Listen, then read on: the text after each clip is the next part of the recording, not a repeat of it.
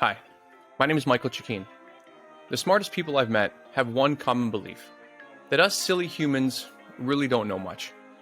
For example, we still don't know why planes stay in the air, or how Tylenol or even gravity works. Yeah, gravity. Look it up.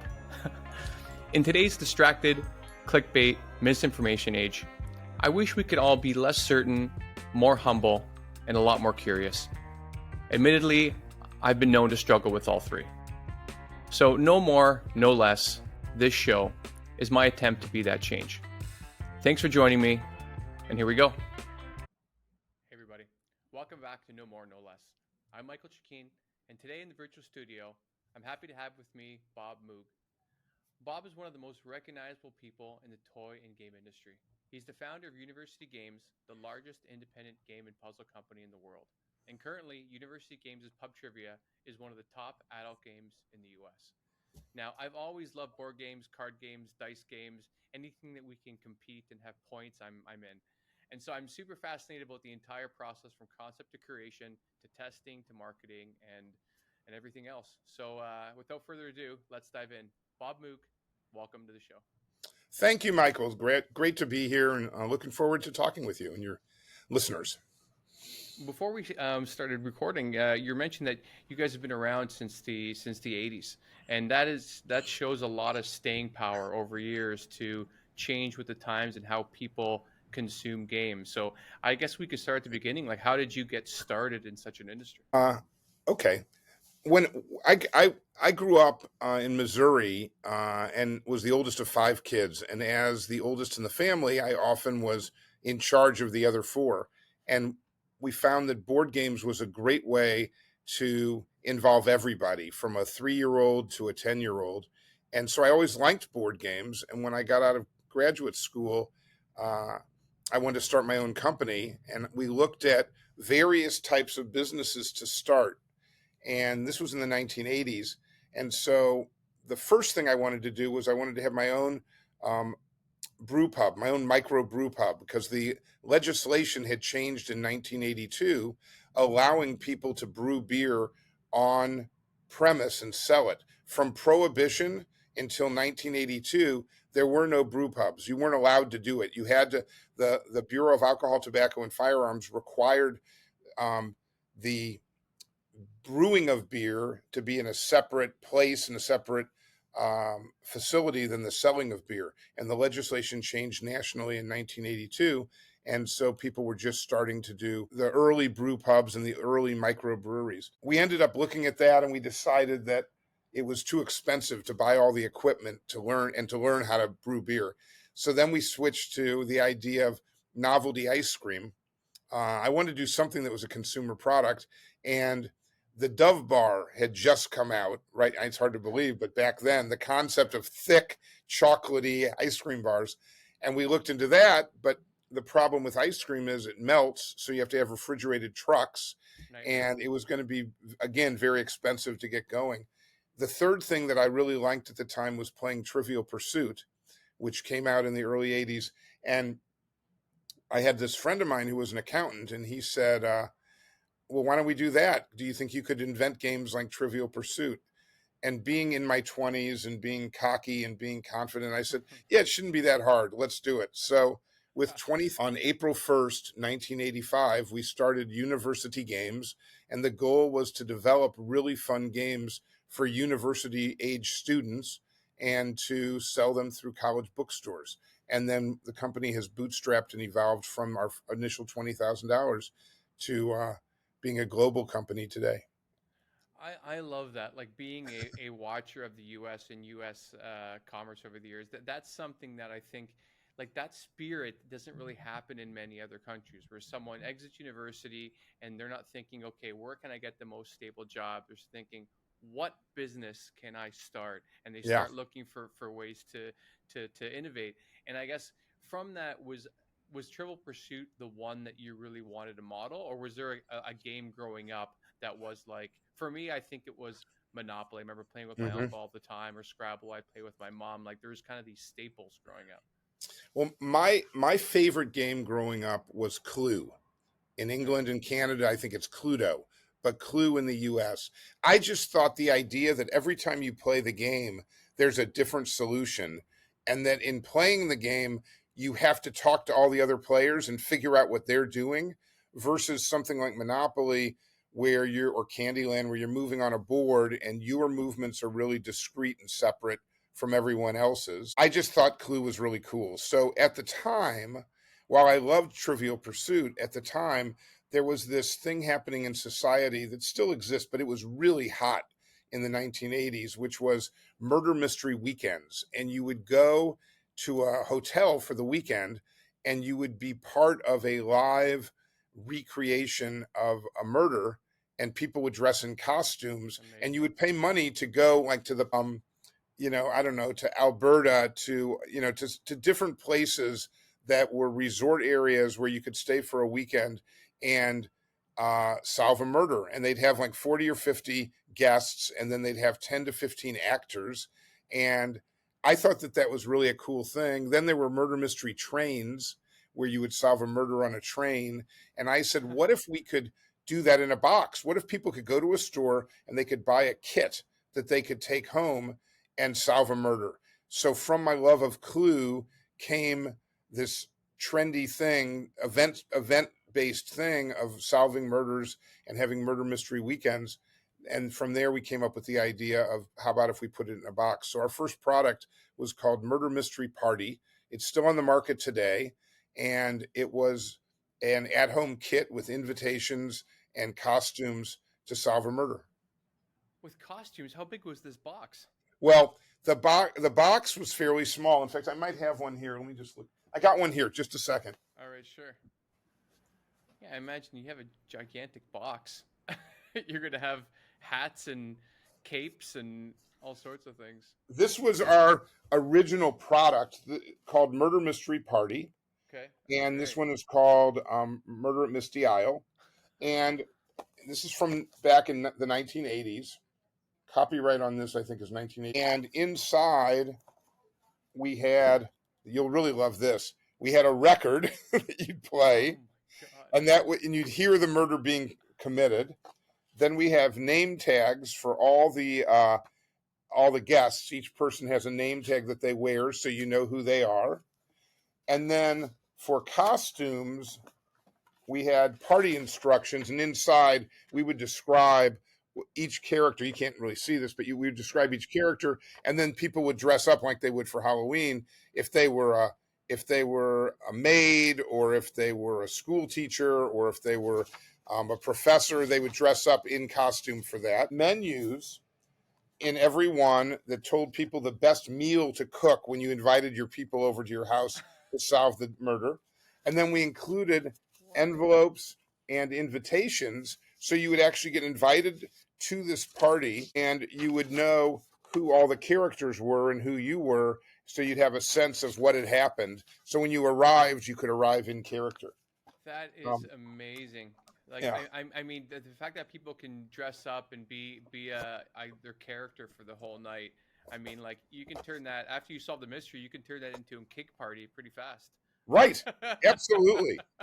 Now, when we went to sell these, so we came up with the idea. So then we found two women in Denver who had written some of these, or they were short stories, but they were close enough to what we wanted to do that we could modify them. And we started selling them to retailers, and this is another kind of good life lesson, I guess. We got a lot of pushback. People said at the time, let me see if I got this right.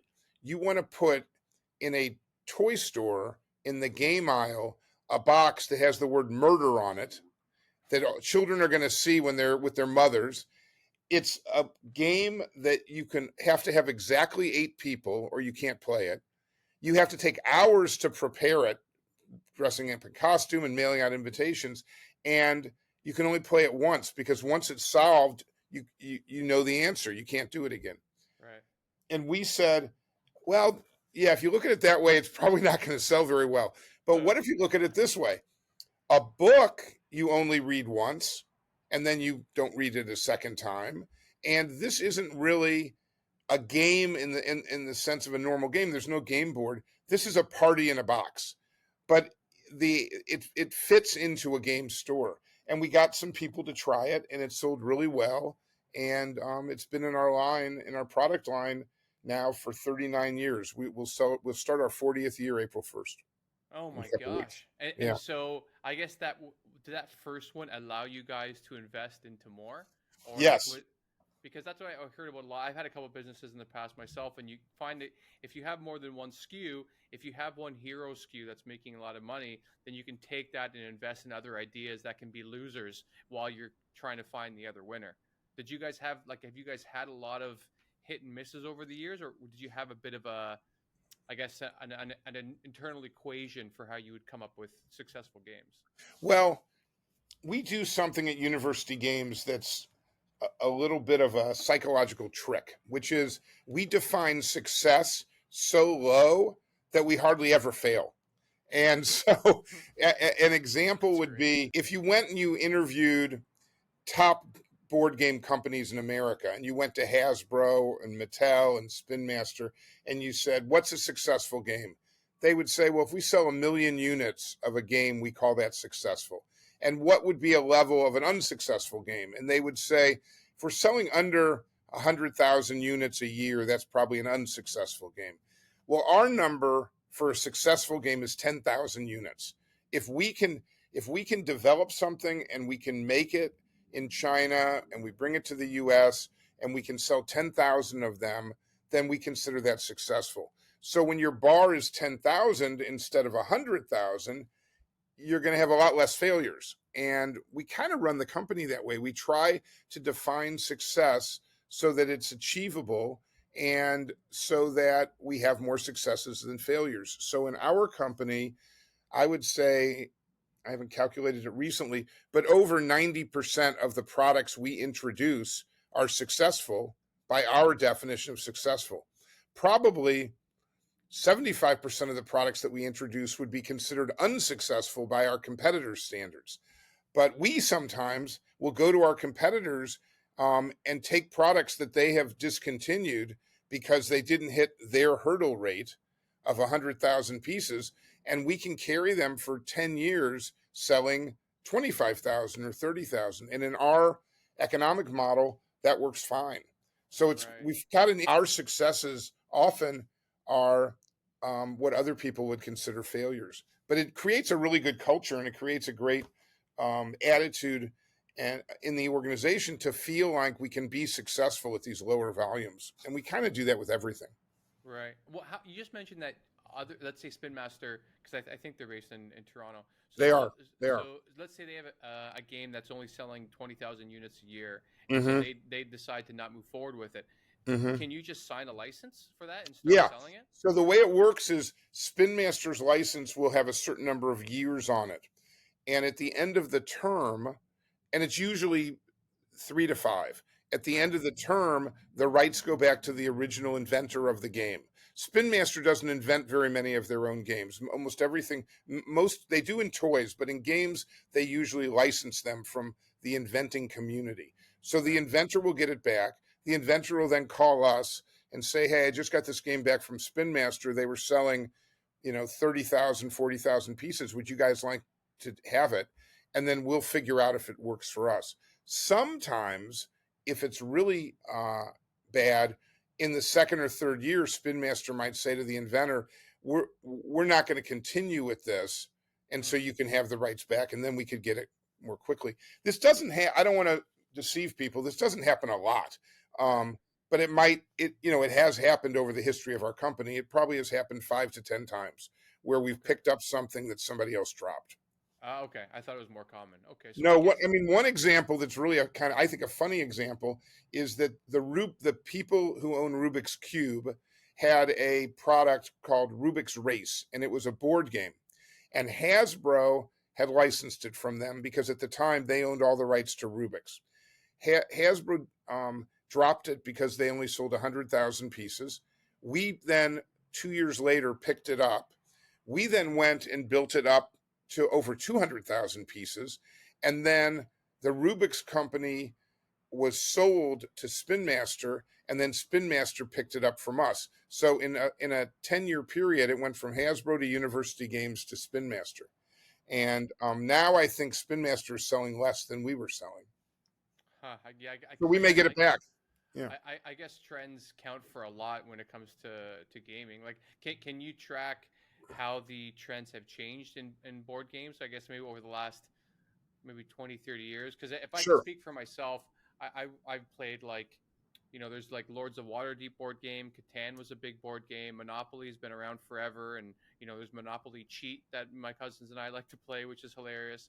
And so like, there's just so many games that are out there right now that I hear of another one, every other month. So have you seen any sort of trends over the years? Yeah, that's a good question. There's been a lot of trends. If you go back more like, I don't know, if you go back to like the 1930s when Monopoly came out, board games used to, and maybe they still do to a certain extent, reflect what was going on in the American culture. So if you could see what was happening in the American culture, board games would reflect what Americans were feeling and seeing. So in the 30s, Monopoly came out. Well, that was during the Depression, where people couldn't afford to own houses. Then in the 50s, during the Cold War, that's when Clue and Stratego and Risk came out. Those all were board games that were interesting to people because in their daily life they were consumed with spies and with the Soviet Union and with military aggression. When you get into the 80s is the time when the Preppy Handbook came out and trivia started to become a big thing. The Trivia Encyclopedia came out. So games that have to do with social interaction were a reflection of how people were feeling in society. And Trivial Pursuit and Pictionary came out then. Right. The last 25 years, it's some other things have happened that have changed board gaming. First thing that happened was boys in the 90s and early 2000s stopped playing board games after about the age of 6 or 7. And the reason for that was they got into video games. So you would see most board games being developed for people over 7 years old were more girl slanted than boy slanted. And games like Girl Talk came out, those type of games, and ones that had more to do with feelings and talking. Then 10 years ago, then Kickstarter started, probably 15, 20 years ago. And Kickstarter and crowdsourcing, Indiegogo, those sorts of things, they allowed other people who didn't have the capital and the resources to create a board game to be in the business. So there became a huge proliferation in the early 2000s of board games. Most of them were in the direction of strategy games. So the strategy game market, the Settler of Catan market, in the last 20 years has been the fastest growing segment in America, and Right. and started out being those boys that played video games. The way they came back to board games was through strategy games, but now it's broadened, and women and family and young and old and everybody is playing strategy games. So that's one huge difference, is that if you don't have a strategy game component to your company, you're not servicing the whole market if you're in the board game market. Hmm. The second thing that happened that I find even more fascinating, which was an offshoot of Kickstarter, is retailers started sourcing games from Kickstarter instead of from large public toy companies. And the first of those to really make an impact was Cards Against Humanity, Yeah, which yeah. went into Target. Now, Cards Against Humanity is not, you know, a innovative game in the sense of something like Murder Mystery Party, where we've reinvented what a board game is. Cards Against Humanities is a direct reinvention of Apples to Apples, which was a game that was an independent company that was sold to Mattel. So the gameplay of Cards Against Humanity, the idea of judging which is the best answer, that was something that another company had done 15 years earlier. But what Cards Against Humanities did that was revolutionary was they took something that they launched on Kickstarter from an unknown company, and they moved it over to mass market, to Target and to Walmart and Amazon and places like that. Right. And they did it by sort of violating, a pretty big rule, which is we don't want non-child content on the shelves in these retailers. And there is nothing that is less child friendly than Cards Against Humanity, the original version. Yeah. So that's opened up a brand new category called party games. And it was kind of like full circle, because when we started with Murder Mystery Party, we were introducing the first party game. And then 30 years later, Cards Against Humanity came out, and it blew up the whole category. And then you had What Do You Meme? And that was followed by Judge Your Friends, and that was, followed by our game Smartass. And there were a whole bunch. Now it's a whole category of 6 feet of games. Killer Exploding Kittens. There's a lot of them now that are out. Right. And that's how it's changed. It's gone more towards party and more towards strategy, and the distribution's different. Yeah, because I remember growing up, even into so I'm in early 40s, even into my 20s and 30s. I remember like board games were still like a family thing, Yes. and it seems like now it's migrated, not totally, but very much so into the party scene that you're saying. That people like, why don't we come over? We'll just have a board game night. Where like I Right. don't. That seems like a fairly new thing in board games, is it not? Like the last 10, 15 years, maybe. Yes, it's the last 15 years. The only people that were having party game nights before about 15 years ago were strategy game people that would say, Right. "Come on over and let's play Ticket to Ride, and have pizza, Or and let's play Risk for let's 4 play days. Risk for 5 hours." Right. So that was the only one. Now a new thing has come out in the last 5 years, which are drinking games. And I find great irony in this. When we started University Games in 1985, and we started with Murder Mystery Party, the idea was to give young adults an a option from going to bars and just getting, blotto. And the idea was you could invite friends over, you could have a dinner, you could drink some wine, and you could solve a murder. Now we've gone all the way back to a explosion of drinking games that are basically designed to get people drunk, and they're also designed to be played at home. So they still are an option from going out to bars, but it's kind of funny that we were trying to find an alternative to getting drunk, and now the market is very focused on what are the party. There's a subset of the party game market, which is the drinking party game market, and that's pretty alive and vibrant and being supported by Amazon and the retailers. Right. Yeah. That one's a bit crazy. Yeah, I guess. I think it's a Gen Z thing. I think it's a Gen Z thing. Yeah, and I don't know if they just don't want to go out more often, or Right. they or it's too expensive, or a number of Hmm. things. Like I think it's a nice evolution in how people hang out with their friends. But the drinking one, that that one can get out of hand, I'm sure. I guess I don't know about you, but when I was in my 20s and 30s, I didn't need a game to drink. I knew how to do it. I would yeah, get the alcohol and I would drink. we would just show up and start drinking. We would Yeah, show up and drink. that's I didn't need a game. I didn't need uh, to play beer pong to drink. oh my god, yeah, beer pong's another one entirely. Um, Right. I guess take me through how a game design would start. Like you're going to sit down with because how many employees are at University Games?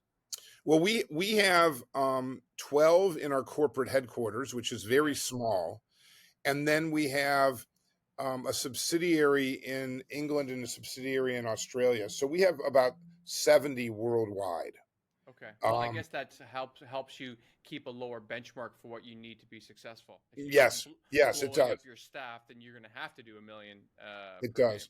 Our yeah,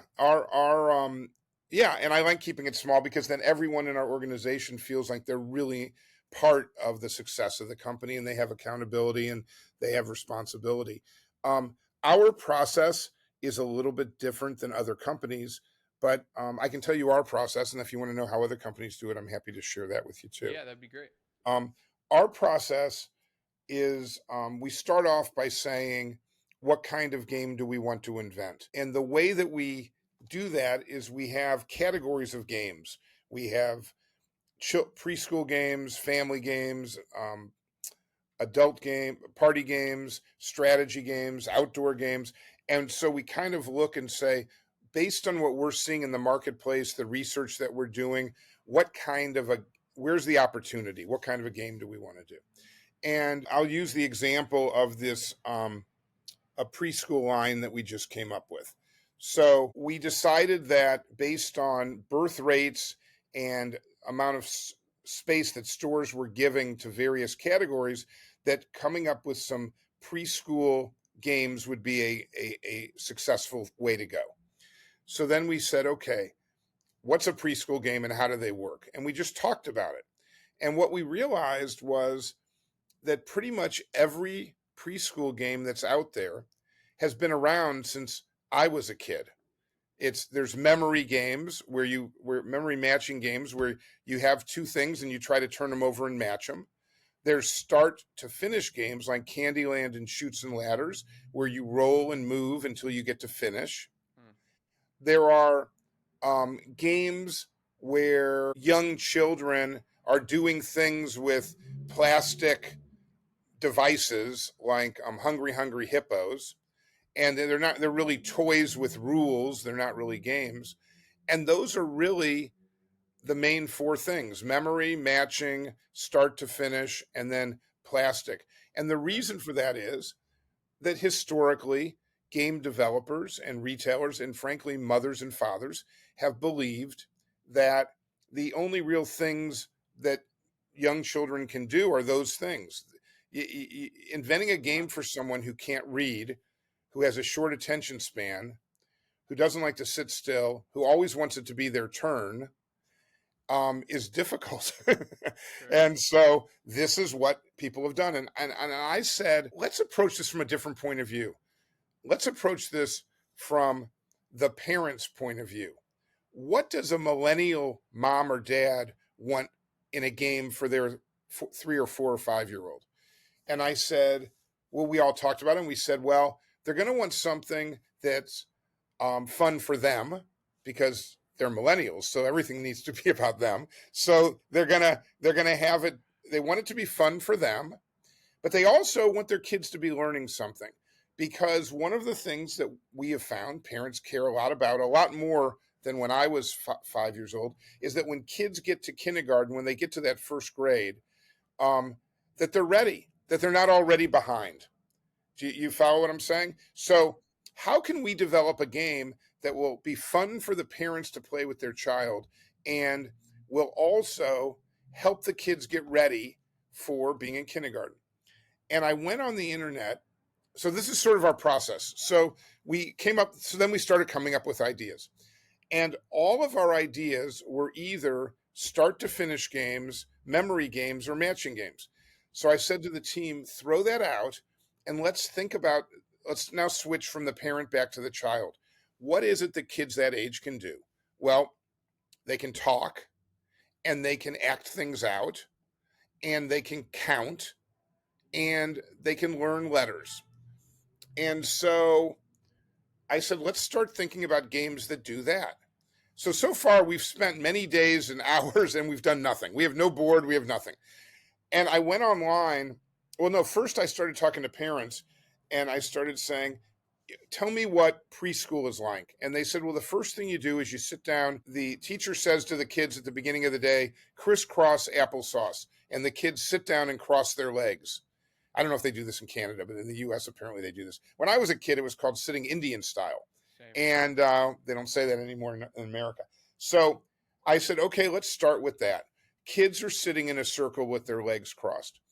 And then I said, what if we had a game where, since you're in a circle, something was happening sequentially in the circle where each person had to pay attention to what the first person was doing and the second person.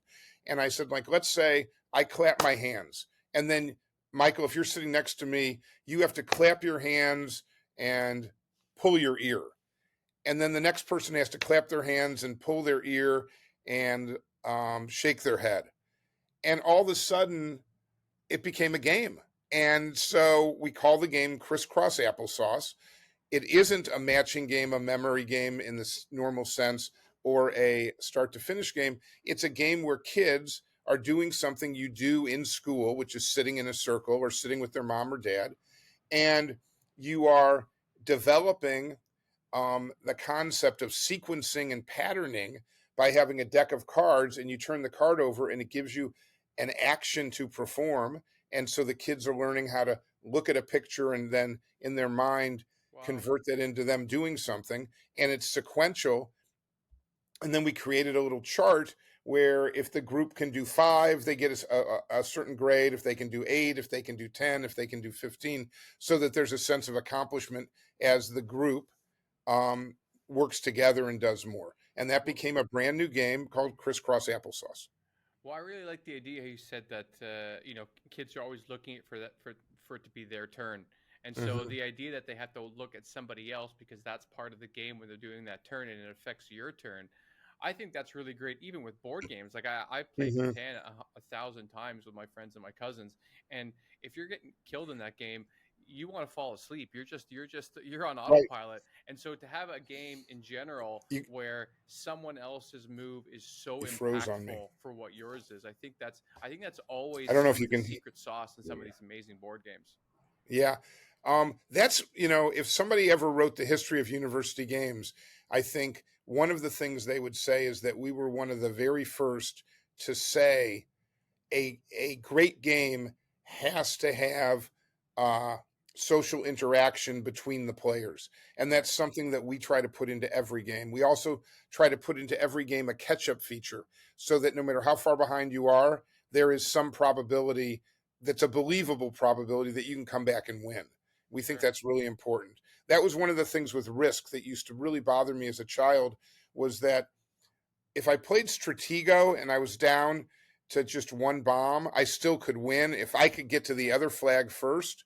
But in Right. Risk, once you're down, the momentum just makes it impossible. If I'm just holding on to Australia and I don't have anything else, and I'm playing Risk, I'm definitely screwed. So we want, in a university games product, we want to mix fun, learning and fun. We want to have a way you can catch up, and we want everybody to be involved in every roll of the die or spin of the spinner. Now, lots of other companies do it too, by the way, and lots of companies do it as well or better than us. We were just one of the first, maybe the first, to do it. Right. Yeah, because I imagine that's the like when you design games for a specific demographic, like let's say you want to be, boys 18 to 25 or, Mm-hmm. girls and boys, like do you ever employ like a behavioral psychologist or someone like that, or is it more just I guess a feeling of fun, like we want to create something that's going to be fun and you just grab an idea and run with it until you kind of squeak out a good working model. We have, in our 39-year history, worked with behavioral psychologists, with school teachers, with social workers on our gameplay. It isn't part of our regular process, but we have done it. Our regular process is to take a stab at it and then go and show it to people, to go to schools, to go to have friends over, to go to some retailers who we call our VIP retailers and say, is this on trend or not on trend? I'm not, when I started, I was 28 years old. So I was able for the first 20 years to know the market. I was the market, and then I had 3 daughters, and they were the market. Right. But now I'm in my 60s, so I have to remind myself every day that what I think is right is not right. I'm not the market anymore. So I take my best stab at it. Then we show it to young. We have a team that includes some people in their early 30s, and they put their footprint on it or their handprint on it, and then we have to go out and do as many as 10, 15, 20 focus groups to get it right, Yeah. um, which we didn't have to do 20 years ago because I just knew it because I was living it. But now we have to do that. And, we're ending up with better product because I really never knew it. You never are the whole market. Yeah. It's just an ego thing thinking you are. Right. Well, amazing that you can take stock of that as well. Probably makes you better at designing or helping to move these games forward. Because I mean, I would love to be in a focus group because sometimes you're playing a game you bought and you're like, why did they make this like this? This is so dumb. Right. So it Well, would be and the great to thing, play one of those games and actually give feedback to the creator. right. And I will tell you that most companies will say to you, "Well, you think it's dumb, but there's a reason for it." But they're wrong. You're right. It is dumb. Games get Interesting. put out with just things that don't make any sense sometimes, or the theme is off, or the size of something is off. When you put the board together and the pieces should be this big, but they're only this big. And it's not a cost thing usually. It's usually just the process the company has for developing the game is flawed, and for various reasons, depending on if it's a big company, the process is too detailed, and so Hasbro, Mattel, Spin Master might put something out that's not perfect because they have too many people giving opinions. And the higher you go in those organizations, the farther away from the game designer you get, and then people are making changes that mess up the game. In smaller companies, it's the problem of they become too invested in the game, and so they lose all objectivity. So they miss some of the stuff that's really obvious to someone playing it for the first time. Right. And we feel that being aware of those problems puts us ahead of our competitors, and then it's just a question of us having the discipline, because it's the writing of the rules and the last 2 to 3% of the packaging and the development that makes it go from a good game to a great game. And we want Sure, to do great I could games. see that. Well, even so, Yeah. I play a Monopoly Deal, like the Hmm. that card game with some friends, and being ported over from Monopoly the board game, I think it's such an amazingly intelligent design to take that board game and put it into a card game. And me and my Hmm. friends sometimes we change the rules a little bit to make the game laugh longer, or that you can't get blown out. But like it really does take a lot of thought to create those rules, because like you said, there Yes. has to be the come from behind component. It has to be fun the entire way and not too hard to understand. Like I think Hmm. that's why when I see like board game card games sort of games that like I just have to start playing it to start understanding it, because if you read the rules it's so complicated, but if you really Hmm. get into it then you can realize how fun it is or isn't. Well, it's interesting. There actually is research that shows there are two radically different types of game players. You're the same type as me. I want to open everything up and get started, and then when I have a question, look at the rules. But Right. there's a whole nother group of people that they will take 2 hours reading a game. They want to know everything about it before they roll the die for the first time. And they just can't play the game unless they know every single thing Wow. that could happen and that's going to happen. And I don't like playing with those people unless they're playing the game for the second time.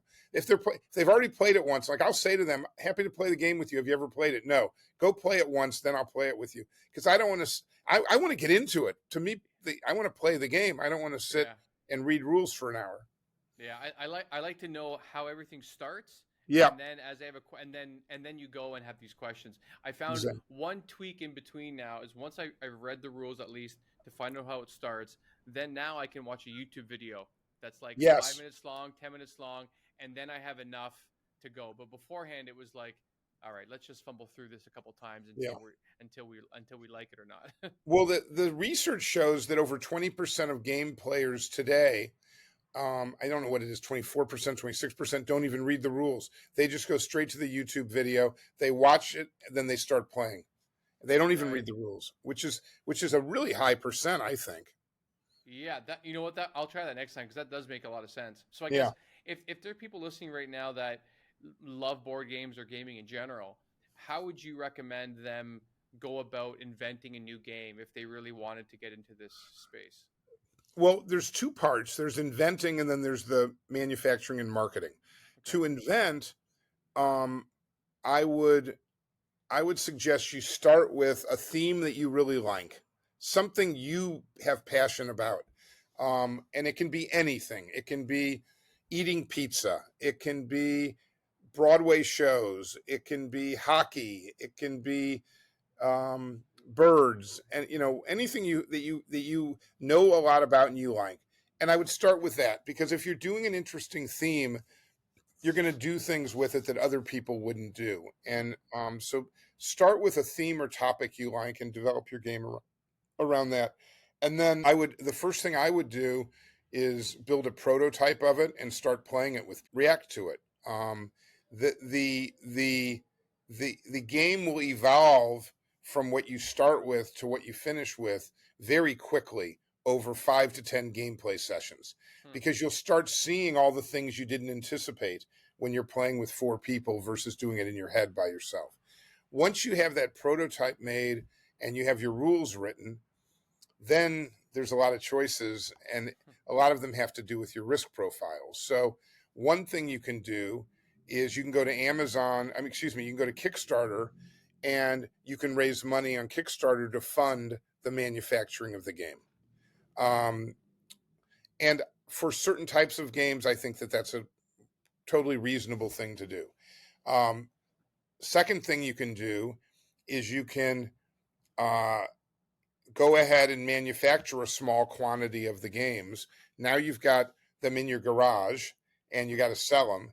That creates for many people the stress and the pressure of doing it. And probably the first place you want to get it going is on Amazon.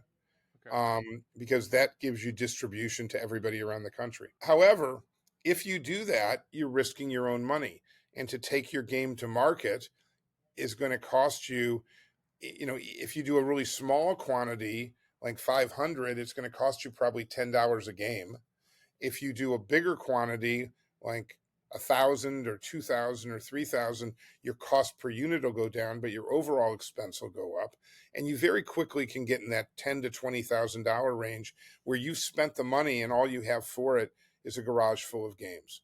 So if you want to do that's okay to do. That's what I did. That's how I started my company. But another choice is to take your game and to show it to companies like ours and see if we're interested in investing our money in manufacturing it and then compensating you with some type of a royalty. And those royalties are usually in the 4 or 5% range of wholesale sales.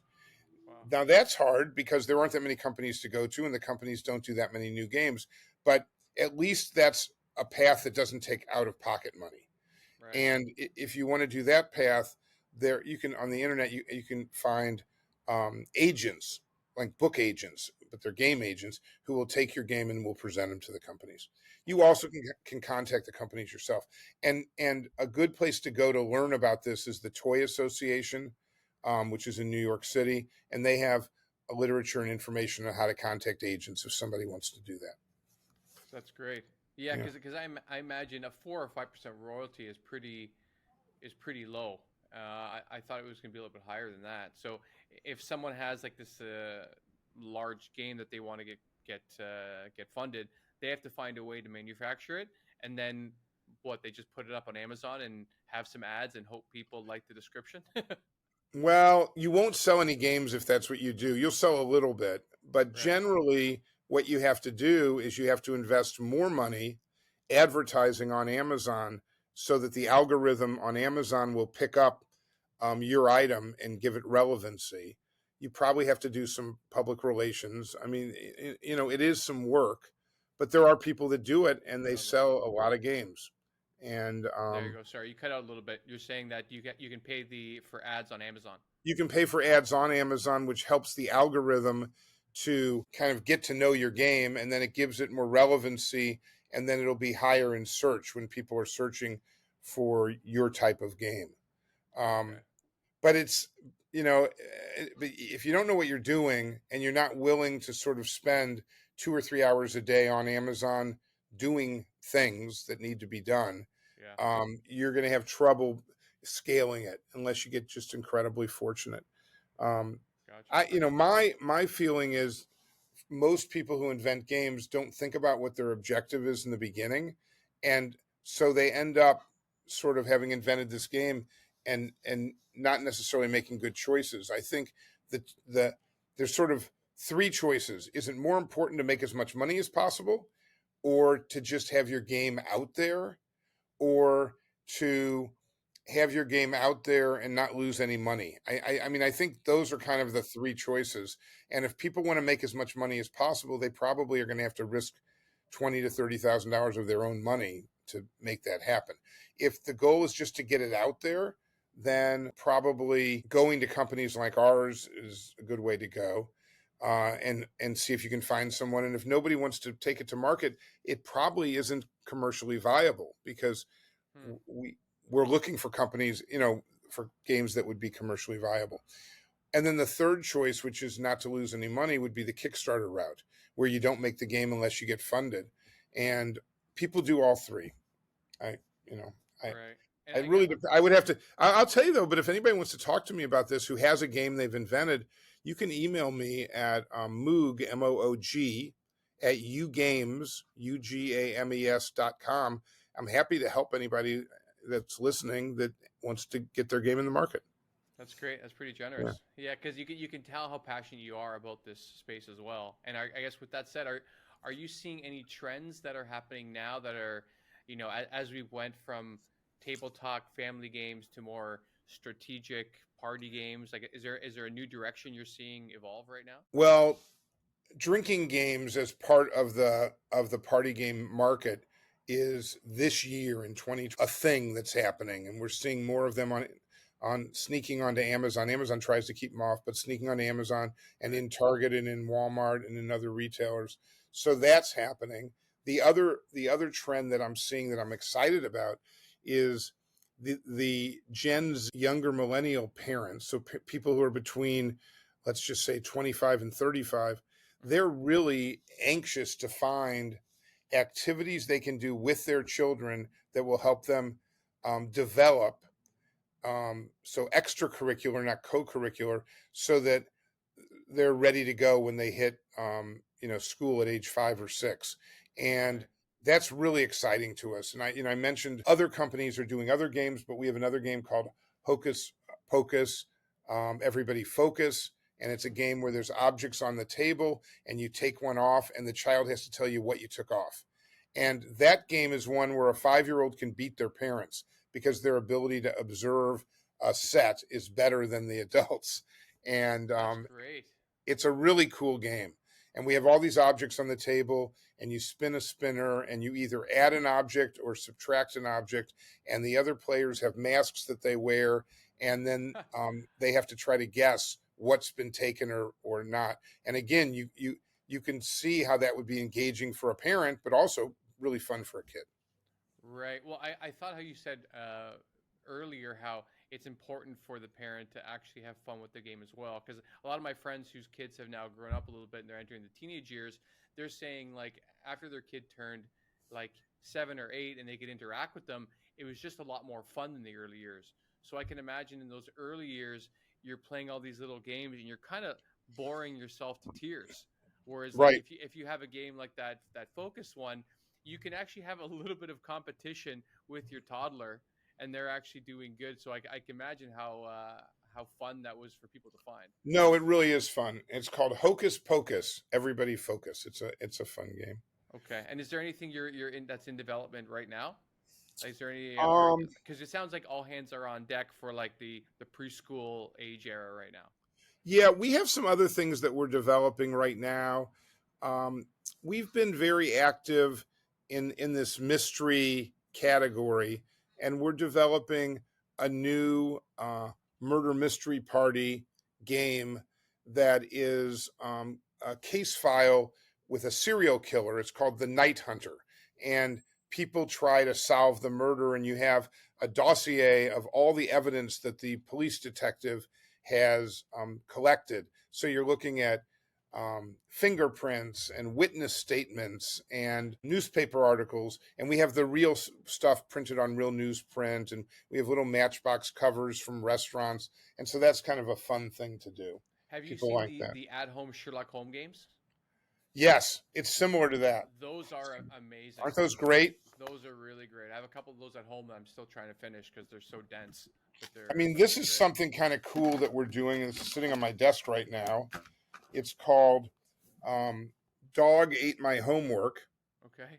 and it's a plastic dog, and we're crowdsourcing. We're having kids draw. These ones aren't by kids, but we're having kids draw Okay. different images of things that they like, and then you feed this into the dog's mouth, and it comes out the dog's tail in shredded. And the game is to put the shredded pieces together to figure out what the image is. And the first person to do that and be able to tell you the image correctly wins. That's basically the game.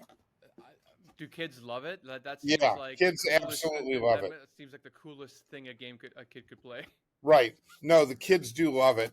And that was came to us from an outside inventor. So that would be like a listener that came up with this idea and brought it to us. So there's an example of that. This is another thing we're doing that's kind of interesting. We do a lot of work going to bookstores and clothing stores to sort of understand trends in colors and themes. And, we'll find that squirrels are popular. And so then we'll do some things with squirrels. One of the things that I've noticed over the last year or two, is that there's a big interest that hasn't been around for a long time Mhm. in tarot readings and astrology, tarot cards and tarot readings. If you go to bookstores now, you'll see 8 to 10 different tarot card decks. So I said to our team, let's do something with tarot cards. And that's the theme, that's the topic, that's the trend. And we're working on it right now. This won't be released probably till next year, but this is called Eye of the Future. And this is a game where you use tarot cards to play the game. And so we had to mix strategy with the tarot community or the tarot world with Right. major circana and minor circana, and we're doing that, and we'll see how that does. I don't know if it's going to be You great or you not, can but easily I know the target theme is tarot good. people on Instagram. Like there are just so many tarot people. Right, You see all these little accounts that man, that would be easy to find your target customer. right. So those are two examples: the dog ate my homework and the tarot cards. Tarot card Eye of the Future is the name of it, or I to the Future. That we're developing right now. We're always developing things. We develop about 30 board games a year. Okay. Yeah, and Well, we that's sell them all over the world. well, that's super fun. Thanks for all that time. I mean, I'm thinking now for a couple games that I'd like to put together. If it ever moves forward, I'll let you know. But Come to me first. Come to me first. we'll do. And I guess for everyone listening, you said they can contact you at moog@ugames.com. Yes. Okay. Well, Bob, thanks for bringing so much joy in gaming to the world, and thanks for sharing your time with me and all of us today. I appreciate it. This was great, Michael. I really enjoyed this conversation. And I think it's great what you're doing and the way you're approaching your podcast. So keep up the good work. Thank you. So thanks for listening to No More, No Less. I appreciate the time you spent with me today. So please subscribe and rate the show if you enjoyed it. It'll help me create more amazing content and get that next little bit of validation that I so deeply crave. If you didn't enjoy it, well, that sucks. But to make sure, I think you should listen to my next 10 episodes and then decide. I mean, come on. Rome was not built in a day. I'm just getting warmed up here, guys. So thanks again. See you next time.